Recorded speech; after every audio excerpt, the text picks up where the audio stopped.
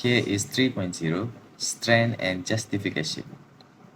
Firstly, installation of CCTV cameras and a night security guard.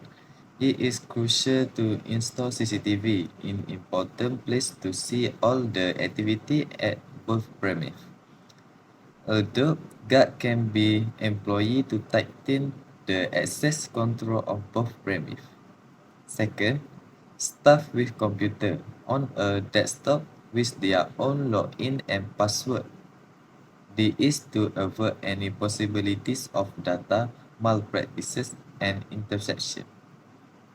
Next is the clerk in the changes of inventory has a look at the subsidiary ledger which are computed daily to make sure that they are aware the required set number of items in inventory and that they are currently recorded of the same.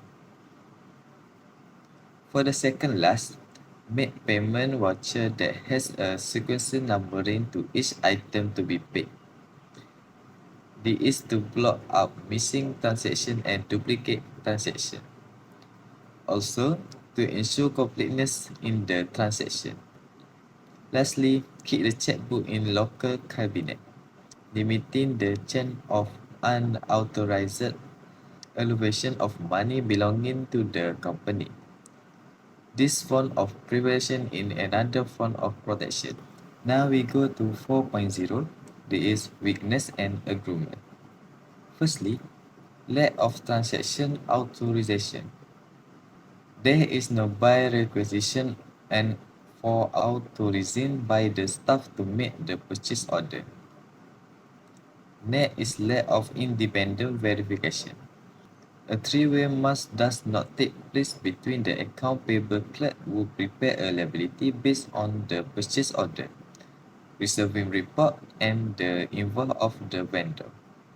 A clerk does not conduct a three-way must follow up by stabilizing a liability according to the PO and the vendor invoice.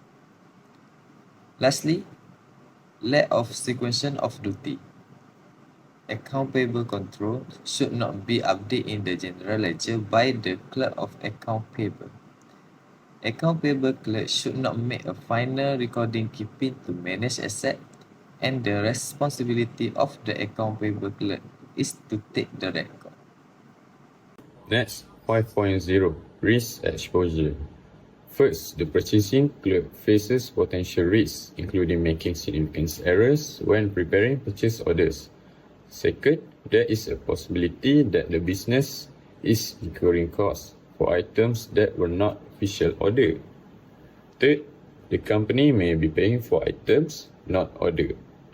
Next, the clerk could conceal fraud and cover up mistakes if they had access to both the control account and the subledger.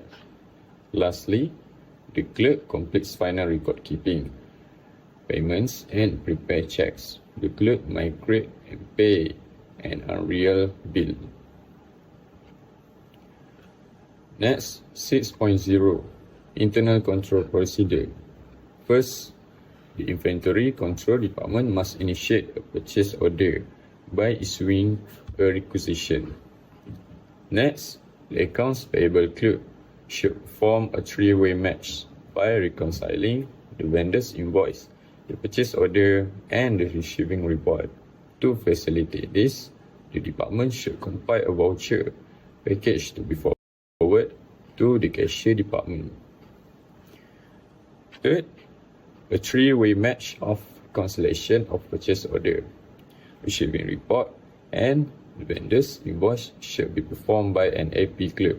The department should prepare a voucher package to be forwarded to cashier department for the purpose. Number 4, the manager's account payable control. The manager's account payable control account ledger and accounts payable subsidiary ledger should be maintained by assigning resegregation of duties. The function of department should be assigned the account payable control account. This is required for the accounts to be independently verified. Lastly, asset custody and record keeping responsibilities should be segregated. Therefore, cash disbursements for bill payment should be established. As previously mentioned, the account payable is also tasked with maintaining the account payable subsidiary account.